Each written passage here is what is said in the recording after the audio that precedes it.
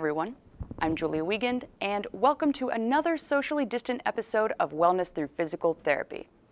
I'll be hosting, but I will be hosting a little bit off to the side of the camera to keep that social distance. Ever get that pins and needles feeling in your hands or your feet? I mean, the numbness typically goes away once you get the blood flowing again, but what if it doesn't? As you can see, we're just about to meet up with Tingo, who's going to help us get to the bottom of this. So, don't go anywhere. Today's topic, tingling and numbness in the hands and feet on Wellness Through Physical Therapy.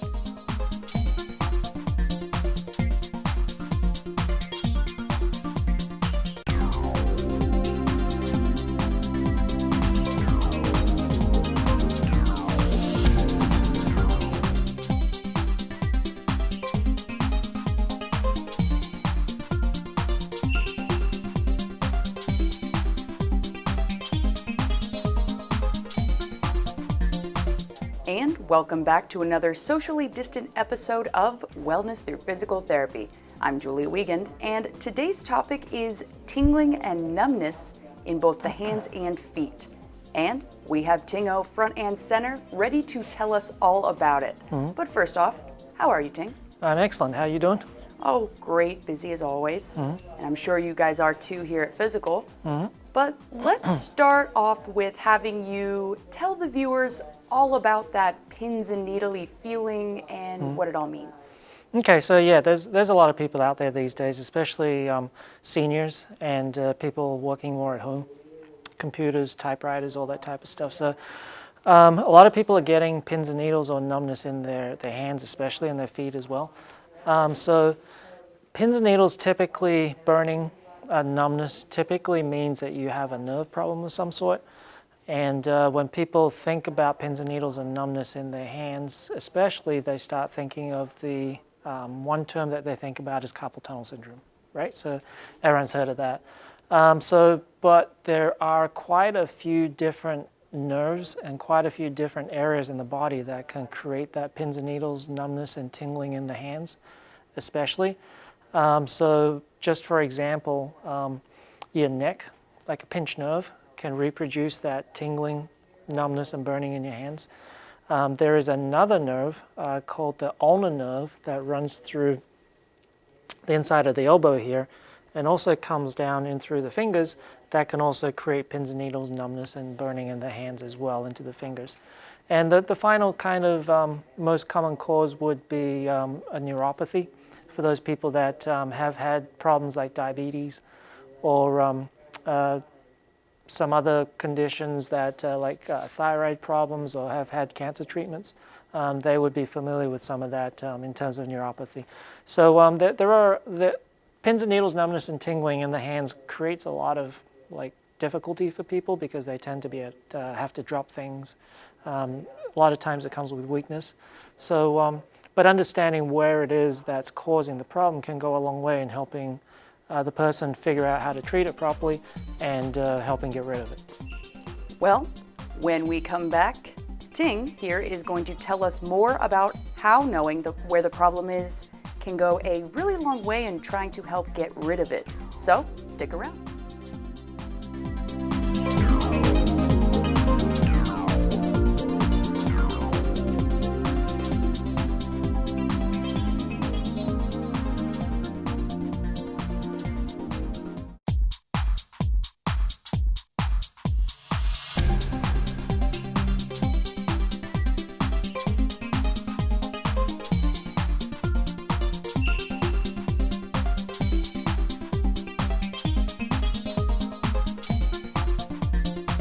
And welcome back for another socially distant episode of Wellness Through Physical Therapy, where Ting's been giving us the lowdown on numbness in both the hands and feet, but now we're going to really start diving into the fact that knowing where the problem's coming from goes a long way into getting rid of it. And he has the lovely Kathy demonstrating for us today, so take it away, Ting. How severe is severe? So there's a nerve. To understand severity of a nerve injury, you have to understand a little bit about the anatomy of the nerve. So I'm going to give you a quick basic anatomy lesson. And when you do come in, I will quiz you, so pay attention. Not really. But so a nerve is basically like an electrical wire. So for the people that know much about electrical wires, there is a fibers running inside the wire plus a coating or a insulator that coats the wire. So when a nerve gets injured, when it's considered a mild injury, the injury is just to the coating of that nerve. For example, if an electrical wire starts to get damaged, the outer coating of that wire would get damaged before the inner fibers. So as the severity of the injury occurs more, you start to get damage of the coating, plus then you will start potentially to get some injury to the nerve itself. The nerve itself will still be intact and firing, but at that point we would consider it like moderate. And in severe cases would be cases when there would be an injury to the nerve itself, like nerve damage that people would know about, and at that stage we would consider that severe, because at that stage recovery from that would be a little bit more difficult, and it may indicate that you may need some extra attention from a surgeon of some sort. So the way to determine the severity, though, from the standpoint of testing diagnostically, the go-to test would be what we would call an EMG/NCS, or nerve conduction study. And what the test actually does is it allows us to check the integrity of a nerve being able to fire from a particular point. And then we would also do an EMG, which would allow us to check to see how the nerve and the muscles are interacting with each other. That way we can see if the nerve is starting to impact the muscles, which would indicate a higher severity. So obviously that would impact our treatment as well. So with Kathy, I actually have her set up to demonstrate a nerve conduction study. So what I've done is I've hooked a couple of electrodes up to a nerve that is attached to the median nerve, which we would know as carpal tunnel nerve, as the carpal tunnel sits right here. So to be able to see the integrity of the nerve impulse passing through the carpal tunnel, all we would do is pass an electrical impulse, and let me turn this up a little bit. And we know kind of where the nerve is, so we'll put the stimulus right on the nerve, and we'll pass an electrical impulse through it, like that. And as you can see on this screen here, if you can see, what that showed us was that the electrical impulse here raised up to the point where it created a nice little nerve impulse going through, being detected on the electrodes. So what this tells us is that we have comparisons of what's normal, and obviously we would check the other side. If we saw that the impulse was not getting through, or it was delayed getting through, then that would indicate that Kathy would have some form of carpal tunnel syndrome, and that way we would know the severity of it, because based on the testing, we could see whether the nerve was slow or whether the impulse was not getting through, and based off that, we would treat her carpal tunnel syndrome depending on the severity and what part of the nerve was injured. Now, almost in layman's terms, when is the time where the line between numbness and tingling, whether it's just a normal I sat funny or a normal I was typing for way too long, when does that cross into, okay, I really need to call physical and get an appointment? So I'm sure everyone out there has sat on their hand, like you said, and their hands have gone numb on them. Usually when that happens, you stop sitting in your hand, and within a minute or two, the numbness would go away. So in those cases, nothing really much to worry about. But if you do happen to, so one of the more common times people get numbness, tingling, and burning in through their hands would be with certain movements, like people that are typing a lot, and they start getting numbness, tingling. Some people maybe just using their hands, like cooking, feel like they're starting to drop things, or waking up in the morning not being able to feel the alarm clock. I've happened to me before. Another common thing with the nerve that runs through this way, that typically will create tingling, numbness, and burning in the hands if you have your elbow bent for a period of time. For example, when they sleep, if that's creating a tingling, numbness, or if the numbness is occurring on a regular basis, like on a daily or 2 daily basis, or if it's constant, be sure to get it checked out, because from our perspective, the milder the injury is, the easier it is to treat versus if it becomes a severe case. Because when it becomes a severe case and the nerve starts to get damaged, the ability to get that nerve to heal up and regenerate itself, which it can, becomes a lot more difficult. Now, how do you guys here at Fyzical take what doctors are saying about the person who is coming into them with the numbness and tingling or even the pain? Mm-hmm. What steps would you go through, example, after what you demonstrated on Kathy, Mm-hmm. into treating that person? Okay, so treatment is going to be based a lot on the severity, like I said. So, for example, using the example of an electrical wire, if the wire itself, or just the coating of the wire, is damaged, a lot of times you can fix that by just using electrical tape and wrapping it. The integrity of the nerve is fine, so if you just wrap or fix the lining, obviously that would be a great way to try and fix it. So from our perspective, when the myelin or the lining of the nerve is injured, there's a lot of things we can do to try and increase the nutrition to that myelin. For example, by either stretching the nerve, or we call flossing or gliding the nerve. In those cases, when you introduce the nutrition to it and using things like laser, it can really help that myelin heal up.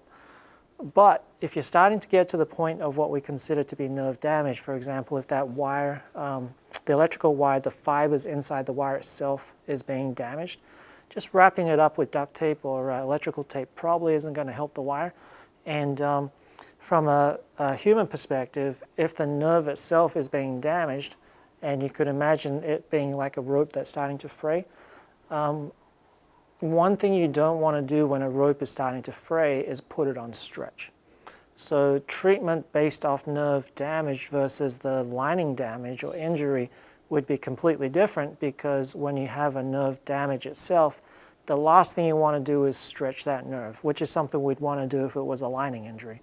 So we have a set protocol that we use based on the severity. For example, if it's a myelin or a lining injury, we do a lot of what's called nerve glides and nerve tensioners, which can help that nerve nutrition and help the lining recover and regenerate.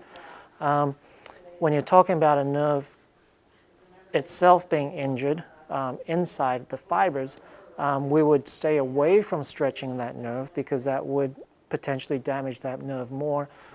But we would work more towards trying to relax that nerve, to take the tension off the nerve and give it as much nutrition as we possibly can to try and sort of get that nerve to heal with things that we use, like the cold laser. We use a rebuilder that's great for nerve function, and some other things that we would do that would reduce the tension on that nerve. So based off the severity, we would absolutely want to know that, because that can really help us guide in terms of what we want to do to try and treat something like that.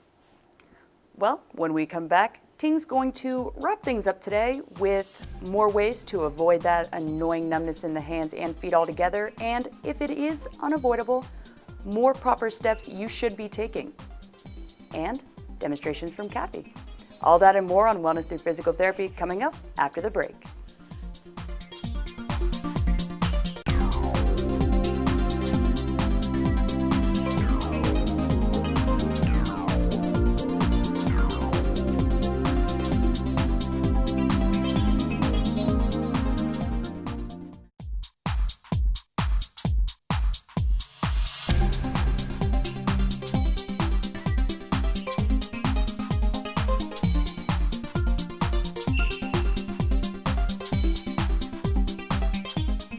And thanks for sticking around for this episode of Wellness Through Physical Therapy, where we've been talking about that pins and needles feeling in the hands and feet, focusing on the hands, what it all means, how severe is severe, and how physical can help.